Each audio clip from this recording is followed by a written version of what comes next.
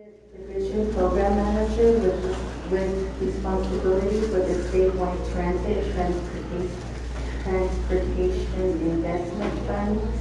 Christopher has over 20 years of experience in transportation, including everything from driving buses to driving strategic enterprise discussions, budget, and funding programs. So, thank you.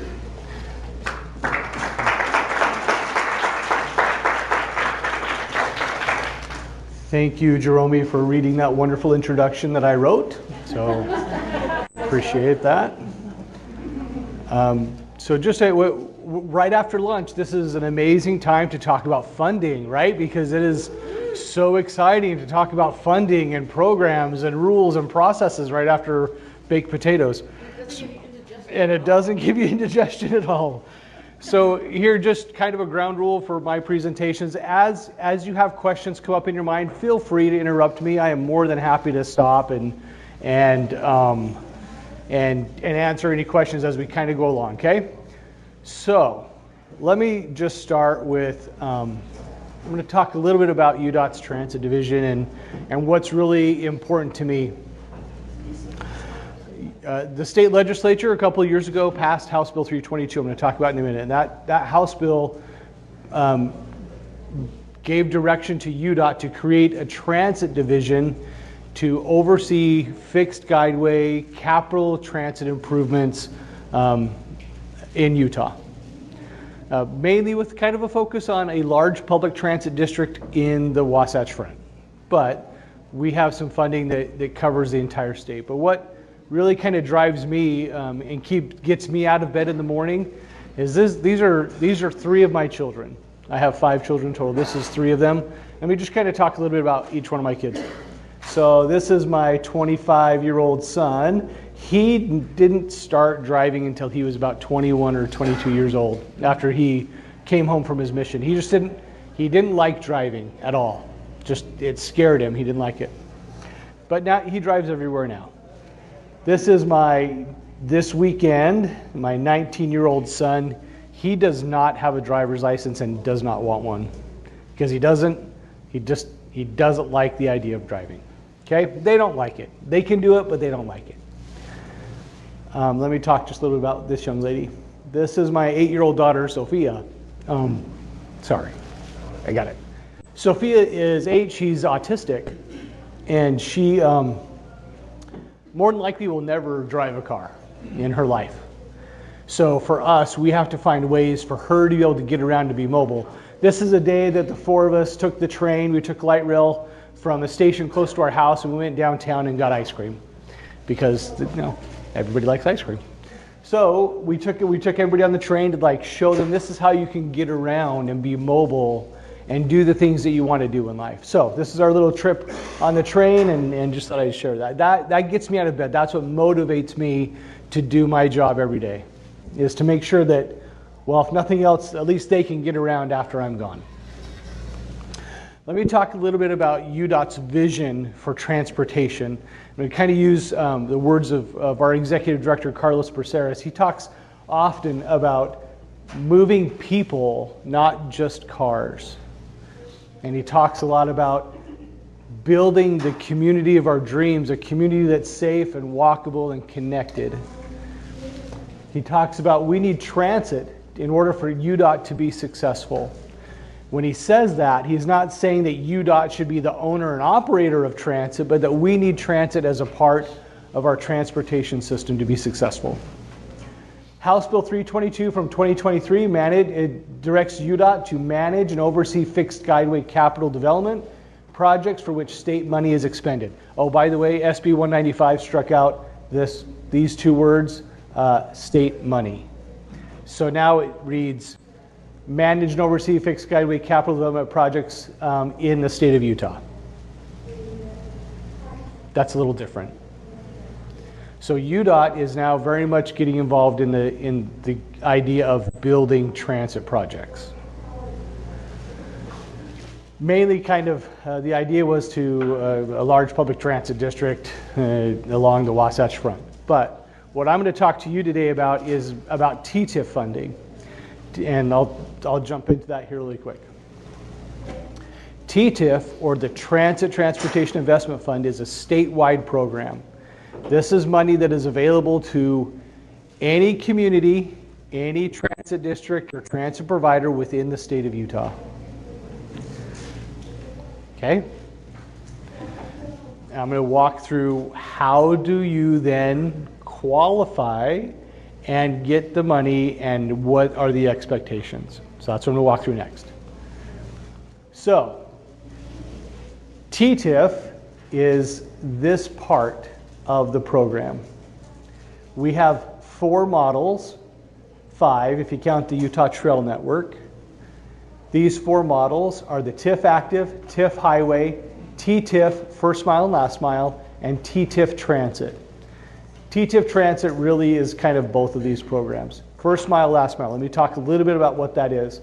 It's a nomination-based program. So in other words, you nominate projects to UDOT, and then we evaluate them to see if they meet the criteria.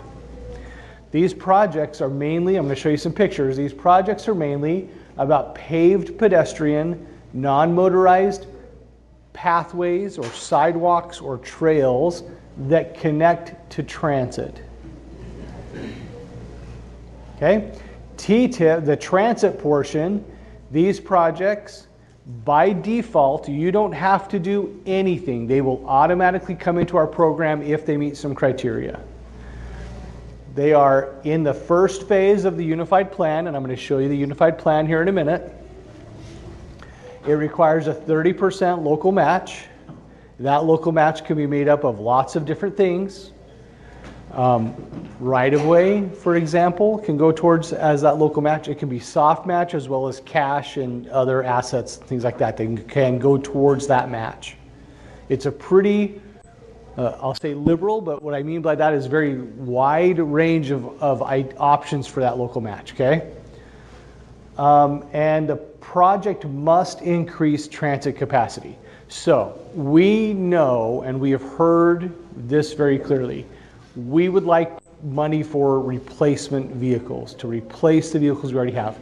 This program can't do that as it's currently constituted. Okay? This is for new capacity. It's for adding new capacity to the system. Okay, very good. So let me dive a little bit more into the detail. Okay, if you want me to wait, I can wait here for a second if you want to capture pictures of this. Okay. So, TTIF. So here's kind of the idea, building a light rail system. Now, I know I'm in St. George, I get it. You're probably not planning on building light rail in St. George anytime soon.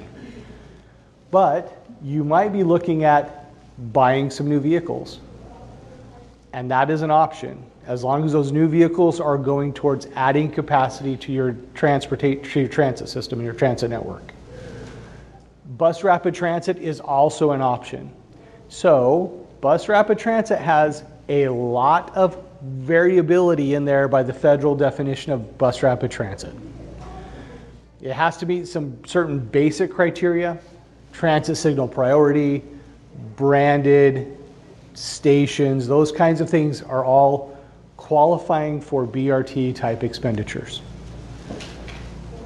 Okay, so let me show you some of the first mile, last mile. So think about if you want to build, now this is a big fancy station, I get it. You don't have to think like this. I'm going to show you some examples that are much smaller, but this is, we want to make transit very attractive to people to use, okay?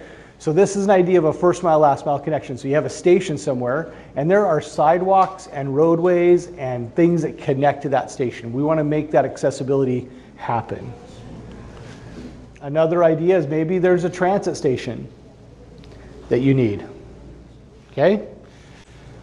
Now, if you're going to ask, what about a maintenance facility?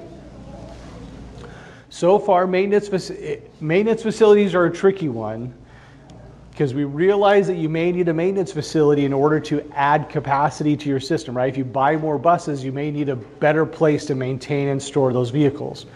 What we're saying so far is that maintenance facility cannot be the main purpose of it. So that maintenance facility would need to be a minor purpose of the project that you're doing. It can't be, 50% of what you're asking for. It'd have to be like 10 or 15% or something smaller of the total project.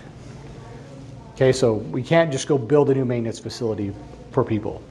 Okay, even though we fully recognize that is a need, we get it. We understand that's a need and it's an important need. We know that some of you are storing buses at the fire station, and that we know that's happening, or you're storing them at some other county facility. Unfortunately, though, we're just not allowed by code to be able to just go build a maintenance facility for you. There are other ways to fund those and build those. Okay. Another one is maybe you need to connect bike trails to the transit station or to a bus stop. That is totally, you're able to use the funding to do those kinds of improvements. Okay, I'll stop there. Let me stop there. Any questions so far? Yes, in the very back. Does private for-profit companies qualify? Ooh, private for-profit companies. That's the first time I've been asked that. Let me follow up. I'm not sure. I don't know, Elena or Becky, do you guys know? I don't know either. We've never been asked. Let me get your contact information and follow up on that. I'm not sure. Good question. Yeah. Oh, sorry. Yeah, go ahead. No, just want to ask, in terms of increasing transit capacity, can it be for an existing line and just increase the frequency as well? Yes. That could be a valid reason. Yep. So the question was if we're going to add capacity to an existing line. So if you want to add more frequency to a route, yes, you can use it to purchase the vehicles to do that.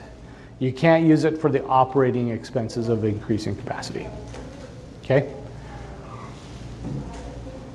So think capital expenses. Yeah. Would potential mobility management strategies like a voucher program or something like that, would that be considered a capacity adding activity? Right. I don't know that a voucher program would be. I think there's some other ways to potentially fund those. We're thinking hard capital assets. That's how we're interpreting the legislation so far. Representative Christopherson, do you want to correct me on that? That's how we're interpreting it so far. Okay. Okay, let's talk about the process to receive funding. In order to have the funding flow through, the first thing you need to have is that your idea or project needs to be on the Unified Transportation Plan. Okay? And we realize that smaller agencies may not have the capacity or capability to think about, what those projects might be, or maybe even not even the political will to think about those projects. But that's the first step. Get on the long-range plan. After that, it needs to be in the first phase of that long-range plan, and in the first phase of that, so it needs to be identified as a project that you need in the next 10 years. Okay, so if your project's on the unified plan, it's in that first phase of that long-range plan. Then what UDOT will do is it will take that project and import it in and put it through our project prioritization model.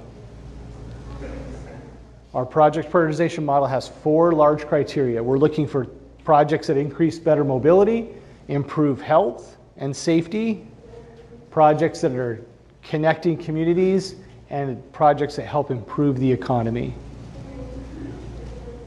And we have sub-metrics that we will go out and evaluate your project against these criteria. That will then generate a list of projects with a score that the Transportation Commission can then consider for programming funds for. So here's a really important point. The UDOT staff, we do not program projects. That is what our Transportation Commission does. They program projects and then we implement them. So we will, if we have a project that comes to us and people are asking for it, we will then prepare all of the information, make sure it meets their criteria, and then we will present that to our commission for their consideration to program dollars towards that project. You make recommendations on ranking. We show them the ranking, yep. We'll show them the rank, and we'll show them the score and why we ranked them that way. And then our commission does not have to follow the rank order of projects. They can select anywhere on that list as long as they do it in a public meeting. So they don't, yeah, go ahead. I was just going to say, I want to clarify, this process is a little bit different than the formula funds, though. Yes. This is very specific to TTIF. This is very specific to TTIF. Federal formula funds are very different. Thank you, Becky. And there was another question in the back, yes? How much funding is available? So every year, the TTIF receives about $50 million a year.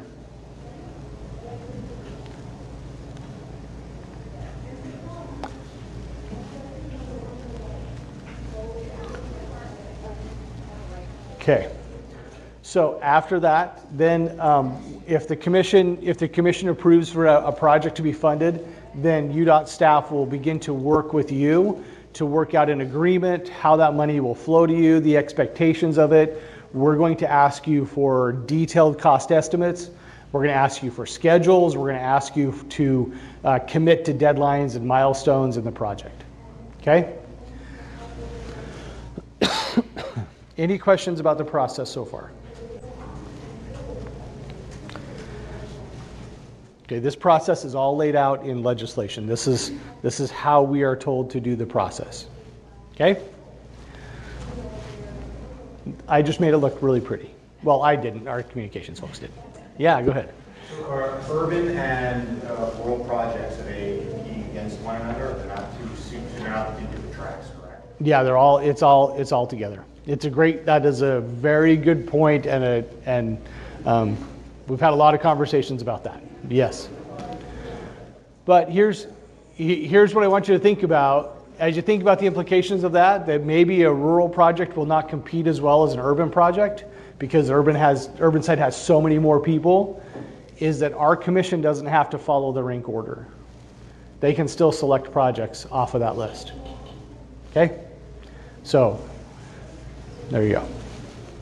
Okay, let me show you how many of you are familiar with the Unified Transportation Plan? How many of you have seen this website? Oh, you people are scary. Okay, there's a few in here. Let me open up this website really quick. I'm going to recommend that you spend some time on this website, okay? So this website is updated every 4 years.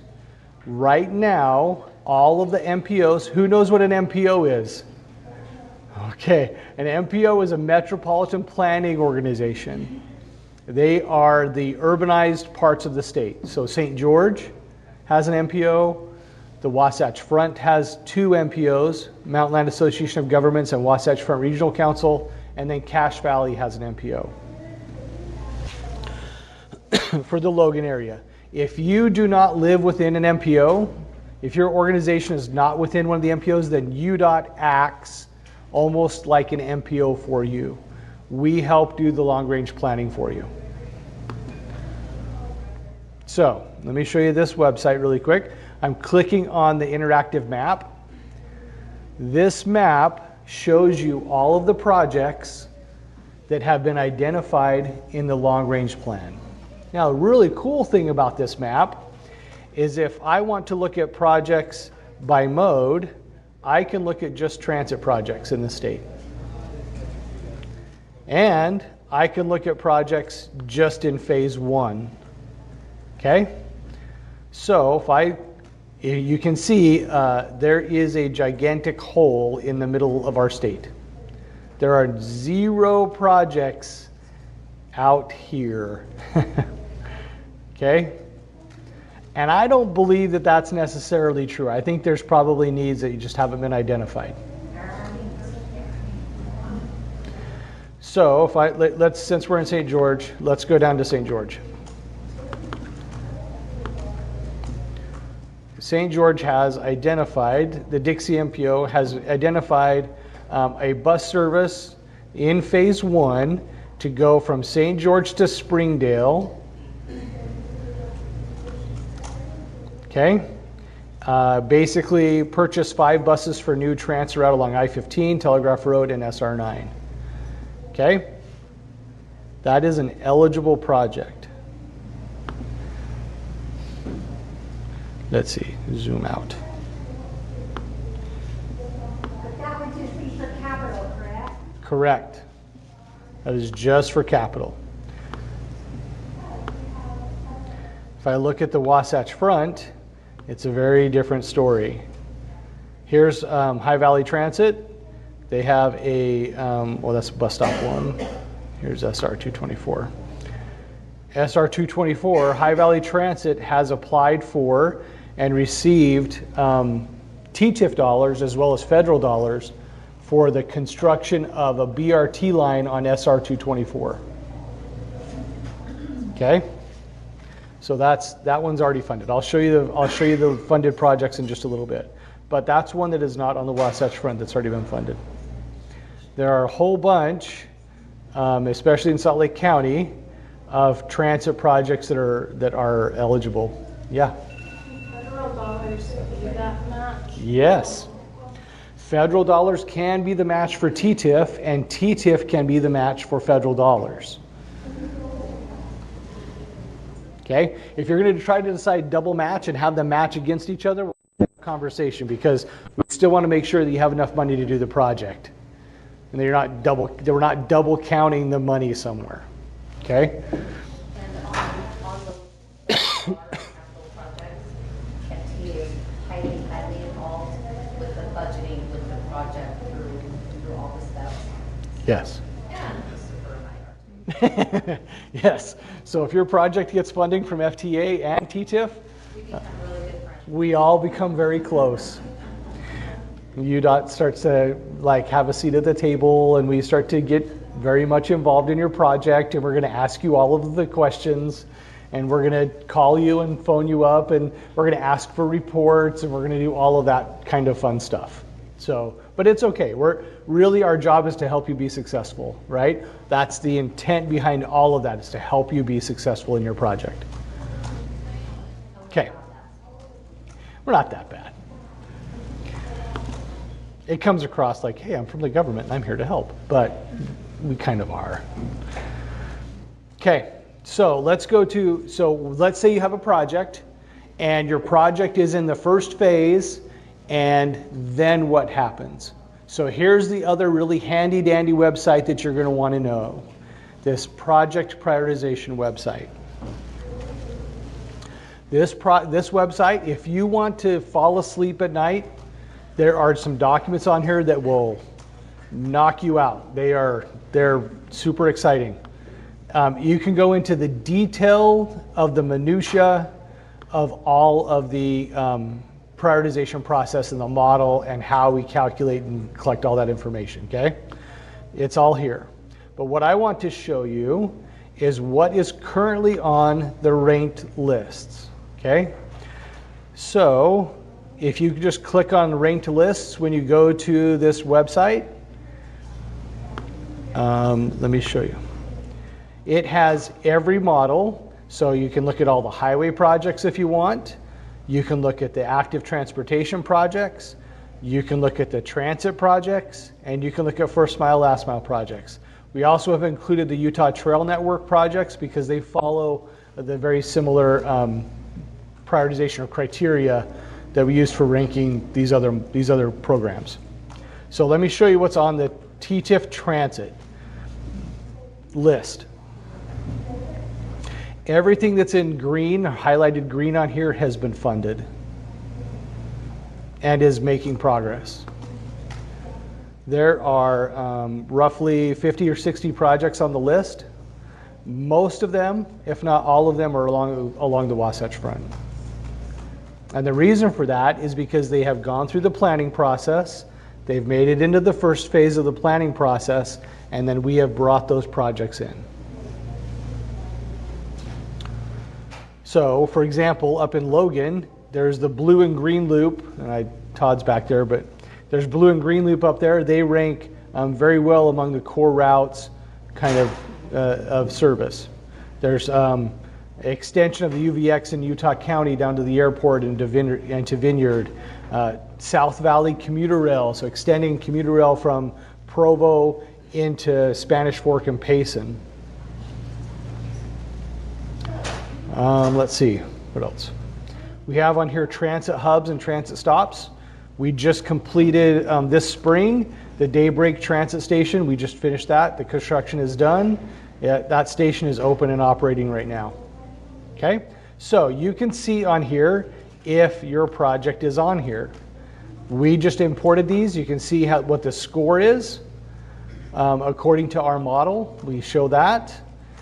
You can also see on here very clearly that the commission did not fund these projects in order, and that's totally good to do.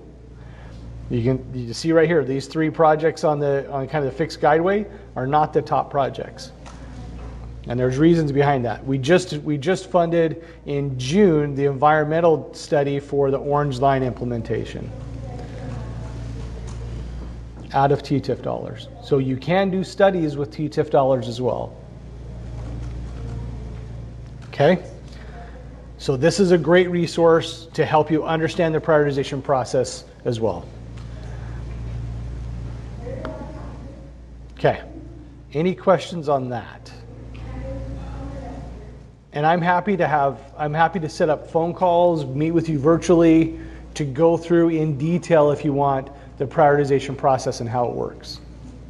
Walk you through step by step of the model. We can get people from our planning division to help you walk through that if you'd like.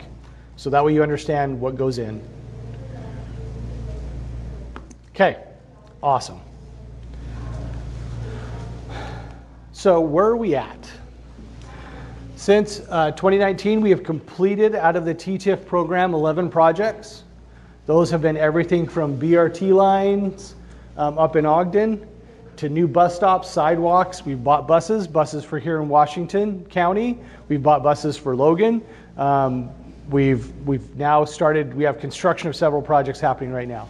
Right now we have about 30 projects in process that are moving along. First mile, last mile projects, bike lanes. We have a BRT line that's under construction, plus a corridor-based BRT from Davis County to the University of Utah. 5600 West, which is an enhanced bus in Salt Lake County. That's moving forward. That'll open in the next couple years. We just funded additional money to go towards the S-line extension. So taking the S-line and extending it up further to the east, just funded that. That's going to start construction here pretty soon. So there are a bunch of projects that are making progress right now. Right now we've spent about $137 million total so far in the last 5 years on these projects. So far. 2025 was our largest year yet of spending TTIF dollars. 2026 is going to be, FY26 for the state is going to be even larger. We have a bunch of Frontrunner 2X. So Frontrunner 2X is the double tracking of Frontrunner. And that, you heard Aspire talking about electric vehicles. That is part of the FR2X project, and that they are moving forward with some big contracts that are going to be coming out this year. There's going to be quite a bit of money, and that part of that is funded through the TTIF program. Okay, awesome. So let's go through some of the current projects. So this is OGX. We spent TTIF dollars to get OGX up and running. Let's see, down here in Washington, this is Telegraph Hill, I believe. There are, if you see along here, this and all of these sidewalks, and there are several bus stops along here that were all constructed with TTIF dollars. We built a sidewalk. This is Jordan Commons. There is a light rail station right here. And this sidewalk right here that we built with TTIF dollars connects the light rail station to the soccer stadium in Sandy.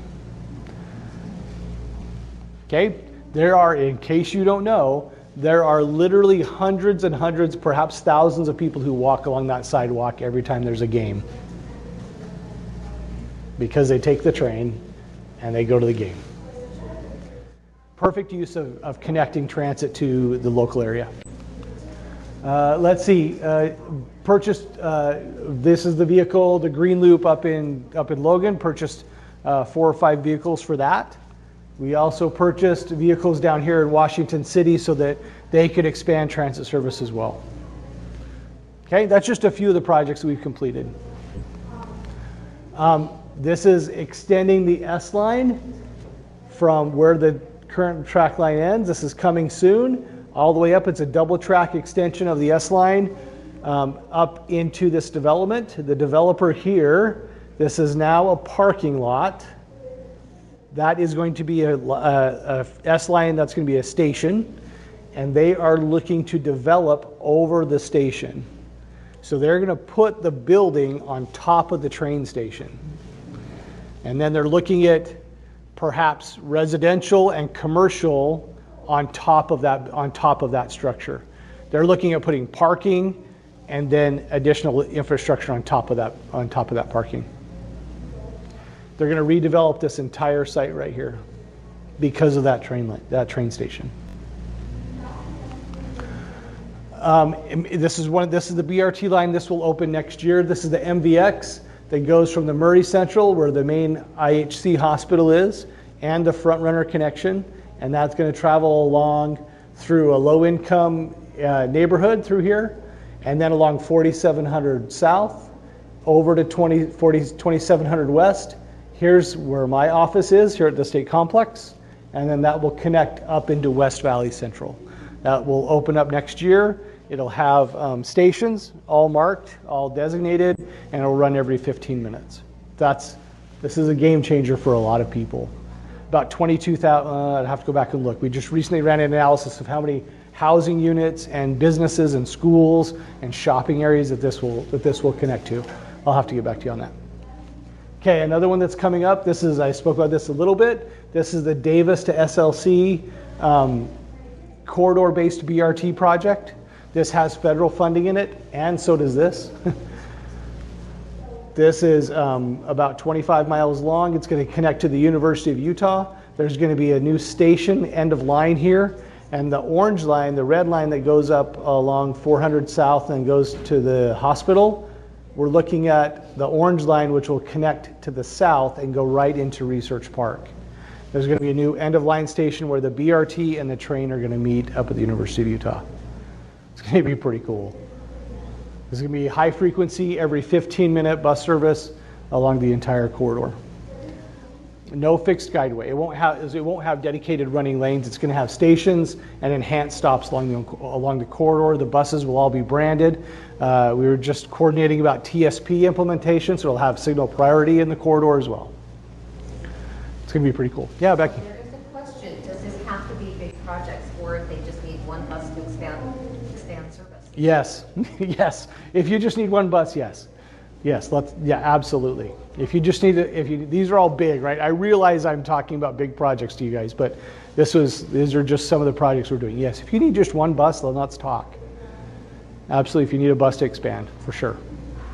Okay. There's a bunch of first mile, last mile projects that are coming up to connect transit stations into the neighborhoods, etc. Okay. This is Magna. A bunch of sidewalk connections that don't exist to be able to connect to the transit network there.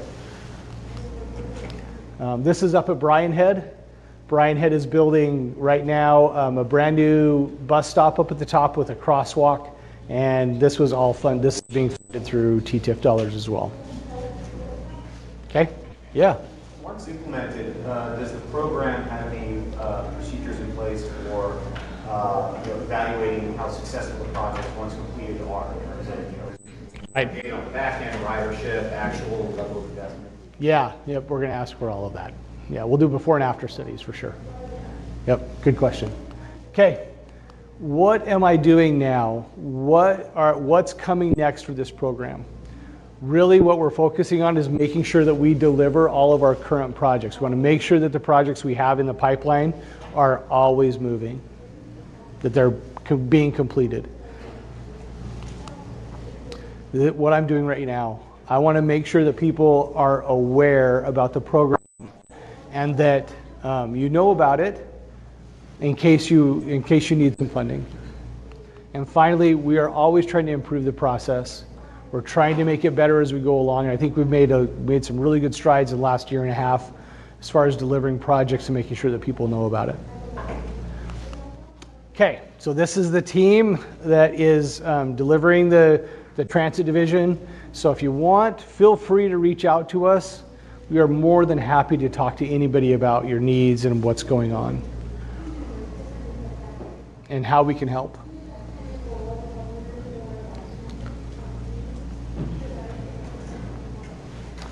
This is me. I'm the program manager. I oversee all of the overall program funding, project funding, prioritization, local government coordination, the program, and then I coordinate very closely within our UDOT regions to make sure that projects are moving forward.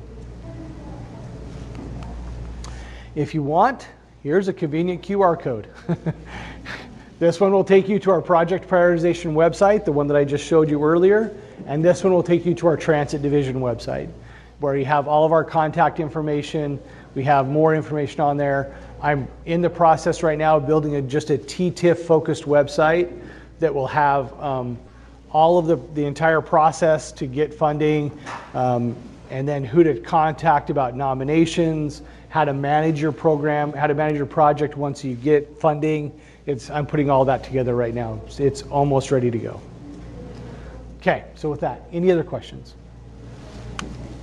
Yeah. Do you have these slides available, so in case we were just taking photos with our phone and can't read it? Yeah, that's an URSTA question. They're all going to be available, the videos will be available. And Christopher, if you want to share the slides with Andy, we have a section where we put Okay. some of our presentations, so we can put it there quick. Okay, yeah, I'll if you want, yeah, if I'll give it to you, Becky, and you guys can does that work, or is it?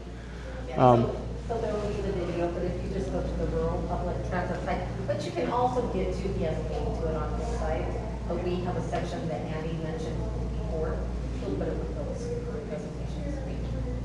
Yeah, or if you want to just contact me, I'll send them to you, and you can get them that way and share them with all of your friends. I'm going to take a compliment. I know it's hard to, as I'm up here presenting, I get that it's hard to go, oh wait, I should have asked that question when you get home tonight or you get to work on Monday. Oh, I should have asked that question. And he was talking about that and I don't remember it. That's why feel free to reach out. Happy to answer any questions. And if you have a question between now and 3 o'clock, write it down because Christopher will be part of the panel discussion this afternoon. Yeah, and let me just point out really quick, because Kristen's here. Kristen did the little intro this morning about the SB 195 Human Service Transportation Study, but I want to make sure that you're all aware of Kristen. So Kristen, we just hired Kristen a month ago? 2 months ago. She is now within our planning division. Kristen is the transit planner for the state of Utah. So Kristen is an excellent resource for any questions you have and can help you get started on the planning process. Yeah. If you have any fixed guideways as a transit district, I will actually be contacting you in the next few months to talk about, what you've been presenting on. If there are any projects that you have, so we get long-range plans, stuff like that. So, expecting that. Yep, very good. Just in case you didn't hear that, Kristen's going to be contacting you anyway. We really kind of want to help. We really just want to be able to help you start to think about the future, and we realize that that's a daunting task. Okay, especially on the days when you're just trying to make sure the buses left the yard for the day. And and your bus driver didn't show up, and so now you get to drive the bus for that day. We realize that that's kind of the world that many of you live in. That's why we want to offer our support and Kristen as a way to maybe help you just start to work through that process of thinking about the future. Okay? All right. Thank you very much if there's no other questions.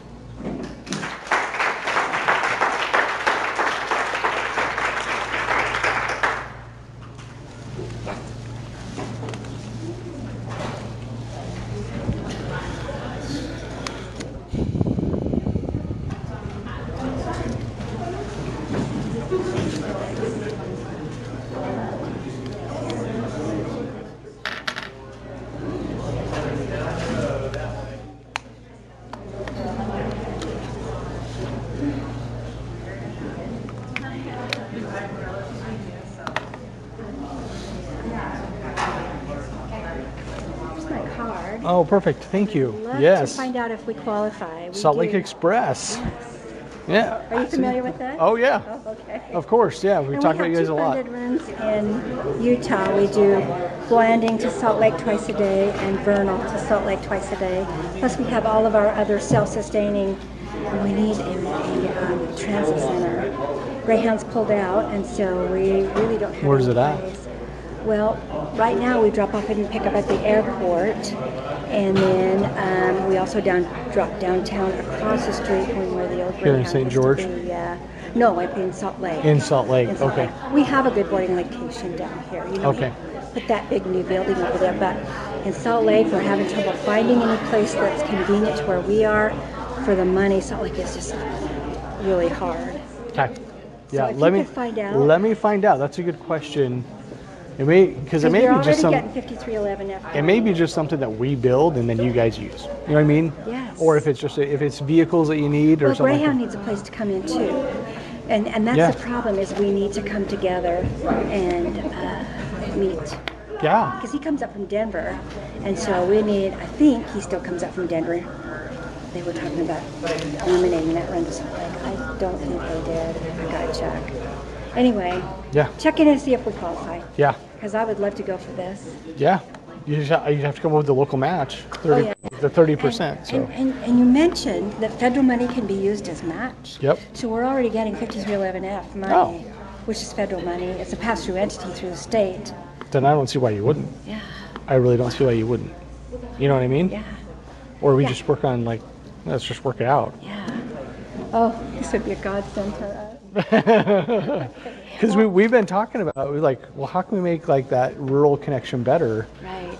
And if you guys can do it, Yeah. I And know. where we run so many buses. We also go up through, over to Vernal through many other places that we could use at least a bus stop to help us put up a shelter and a few things to get more people riding the bus if it's cold and they don't want to sit out on the curb. That's the thing too. Who wants to do that? I know, right? Especially around here when it's winter. I know. Yeah, absolutely. Thank you so much. Thank you.